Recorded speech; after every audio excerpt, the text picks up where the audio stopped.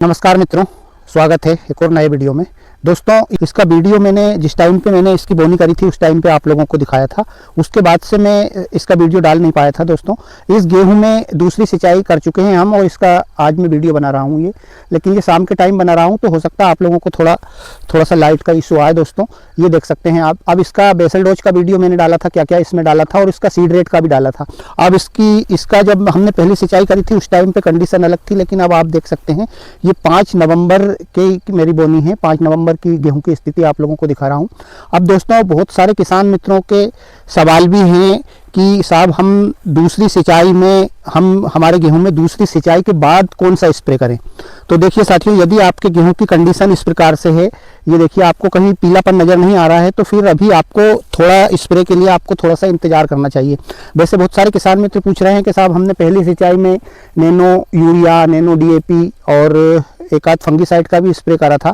तो ठीक है दोस्तों, यदि आपने कर दिया है तो कोई दिक्कत नहीं है, लेकिन दूसरी सिंचाई के बाद हमें कौन सा स्प्रे करना है साथियों, काफ़ी महत्वपूर्ण रहता है दूसरी सिंचाई के बाद हम जो स्प्रे करते हैं। क्योंकि बहुत सारे किसान मित्र खरपतवार नाशक दवा भी डाल चुके हैं, तो थोड़ा बहुत कहीं ना कहीं पीलापन उनके गेहूं में आया होगा खरपतवार दवा की वजह से।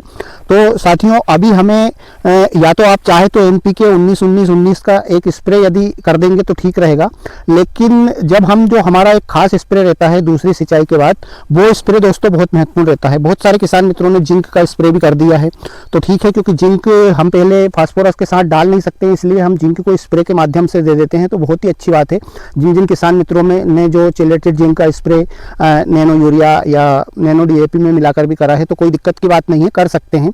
उससे आपका गेहूं में और भी हरापन आ जाता है। लेकिन दोस्तों, अब हम बात करें कि जैसे हमने दूसरी सिंचाई कर दी है, तो साथियों हम 2 बार ये मान सकते हैं कि हमने पहली बार, जैसे मैं मेरे वीडियो में आप लोगों को बताता रहता हूं कि पहली बार जब हम सिंचाई लगाते हैं तो उस टाइम पे हमें 45 किलो यूरिया प्रति एकड़ के हिसाब से डालना है। तो वो वाला 45 किलो प्रति एकड़ के हिसाब से यूरिया हम डाल चुके हैं। दूसरी सिंचाई में भी हम जो बचा हुआ यूरिया था हमारा 40 से 45 किलो, वो वाला यूरिया भी डाल चुके हैं। तो साथियों, अब हमें तीसरी सिंचाई में, अगर गेहूँ की कंडीशन ये है, आपका गेहूँ बिल्कुल हरा है और गेहूँ की ग्रोथ भी ठीक ठाक चल रही है, तो फिर हमें यूरिया डालने की आवश्यकता मेरे हिसाब से पड़ेगी नहीं। हाँ, थोड़ा बहुत कहीं गेहूं ग्रोथ नहीं ले रहा है और थोड़ा पीलापन है, तो आप तीसरी सिंचाई में भी टॉप ड्रेसिंग के रूप में थोड़ा यूरिया डाल सकते हैं। क्योंकि वो मैंने बताया भी था मेरे वीडियो में कि मैं जहाँ जहाँ कंडीशन गेहूं की थोड़ी बहुत हल्की फुल्की ख़राब रहती है, वहाँ पर हम टॉप ड्रेसिंग के रूप में थोड़ा यूरिया में डालता हूँ तीसरी सिंचाई में। लेकिन साथियों, इस प्रकार की अगर कंडीशन है तो फिर हमें तीसरी सिंचाई में यूरिया डालने की आवश्यकता नहीं है। अब कुछ किसान मित्र DAP का पूछते हैं कि साहब हम यूरिया में मिलाकर DAP डाल सकते हैं क्या ऊपर से। तो दोस्तों, मेरा सजेशन ये रहता है हमेशा कि हम DAP जो यूरिया में मिलाकर DAP ऊपर से छिड़कते हैं गेहूं में, तो साथियों वो कहीं ना कहीं काम करता नहीं है। क्योंकि DAP खाद एक ऐसा खाद है जो कि हमारे गेहूँ की बिल्कुल जड़ क्षेत्र में जाता है, तब जाकर ही काम करता है। वो चीज़ें मैं आपको बहुत बार बता चुका हूँ, इसलिए आप DAP को ऊपर से डालने में प्राथमिकता ना दें। हाँ, जो नैनो DAP आता है उसका आप स्प्रे के रूप में इस्तेमाल कर सकते हैं, वो फ़ायदा कर देगा। इसलिए आप DAP को तो भूल जाइए। माइक्रोराइजा भी ऊपर से नहीं डालना चाहिए, मैं बता चुका हूँ वीडियो में पहले आप जो करना है ये सब चीज़ें हम बेसल डोज में कर लेंगे साथियों, तो हमें आगे तक चिंता करने की आवश्यकता नहीं रहती। अब बात करें हम इसमें दूसरे पानी के बाद जो स्प्रे करेंगे, तो साथियों अभी लगभग ये गेहूं 45-46 दिन के लगभग का होगा। अब इसमें हम थोड़ा सा इंतज़ार और करेंगे। जिस टाइम पे ये हमारा गेहूं गबोट की अवस्था में आ जाएगा, यानी कि ये गेहूं डंडी देना स्टार्ट कर देगा, और जो गबोट की स्थिति वो स्थिति रहती है जो कि हमारी जो गेहूं में बालियाँ निकलती है, बालियाँ निकलने से पहले की जो स्थिति रहती है, उस टाइम पे दोस्तों हमें एक स्प्रे निकालना चाहिए गेहूं की फसल में। वो स्प्रे मैं भी डालूंगा, आप लोगों को बताऊंगा भी वीडियो के माध्यम से। तो साथियों, वो वाला स्प्रे हमें गेहूं की फसल में ज़रूर करना चाहिए, और उस स्प्रे में हम एक फंगीसाइड भी लेंगे, थोड़ा हल्का फुल्का फंगीसाइड भी उस टाइम पे ले सकते हैं। लेकिन साथियों, अगर वो स्प्रे करते हैं तो क्योंकि यूरिया का इस्तेमाल हम कर चुके हैं, मैं बता चुका हूँ आप लोगों को, तो हमें यूरिया की आवश्यकता उस टाइम पे नहीं पड़ेगी। तो साथियों, हमें 5234 जो आता है वाटर सोलेबल फर्टिलाइजर्स, उसमें यदि आप एक फंगीसाइड आपको जो पसंद हो, वैसे मैं तो टेबुकोनाजोल प्लस जो सल्फर आता है उसमें जो मिक्स वाला, वो वाला स्प्रे उस टाइम पे लेता हूँ। तो 5234 के साथ में आपको जो फंगीसाइड एक अच्छा लगे।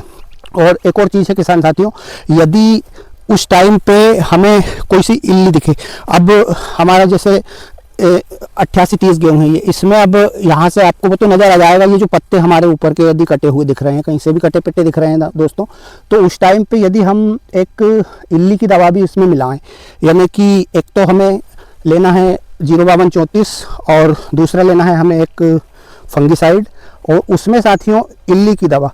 कोई हेवी वाला टेक्निकल लेने की आवश्यकता नहीं है, क्योंकि गेहूं की जो इल्लियां रहती है वो बिल्कुल हल्की वाली दवाई से भी मर जाती है, और हमेशा जिसका रिजल्ट अच्छा रहता है वो वाली दवाई डालें।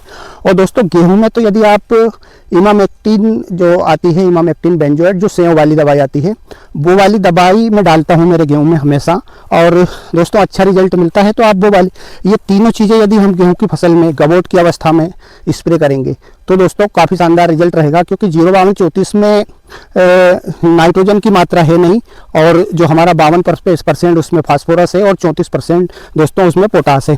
तो हमारी दोनों तत्व की आवश्यकता पड़ेगी, क्योंकि आप लोग जानते हैं कि फास्फोरस की आवश्यकता गेहूं की फसल को जब हम बुआई करते हैं उससे लेकर के तो जब तक हमारा गेहूं पकता है, दाना भराता है, तब तक आवश्यकता पड़ती है। तो 05234 का एक स्प्रे हम इस टाइम निकाल दें, और उसके बाद में फिर हम तीसरी सिंचाई लगाएंगे, और तीसरी सिंचाई के बाद फिर उस टाइम तक हमारे गेहूं की फसल में बालियाँ निकल चुकी होगी। तो फिर उस टाइम पे, जिस टाइम पे बालियाँ निकल जाएगी दोस्तों, उस टाइम पे फिर हम एक और स्प्रे करेंगे। तो साथियों वो वाला स्प्रे मैं आपको मेरे अगले वीडियो में बता दूंगा। और साथियों यदि आप नए हैं तो कृपा करके चैनल को सब्सक्राइब करेंगे तो आपको गेहूं से संबंधित और भी अच्छे वीडियो सबसे पहले मिल जाएंगे। तो साथियों आप सब्सक्राइब कर लेना, और इस वीडियो को अपने और भी किसान साथियों के साथ शेयर कर दिया कीजिए, ताकि उनका भी फायदा हो सके। तो दोस्तों ये थी आज के वीडियो में एक छोटी सी जानकारी। मिलता हूँ बहुत जल्द एक और वीडियो में, तब तक के लिए जय जवान जय किसान, धन्यवाद।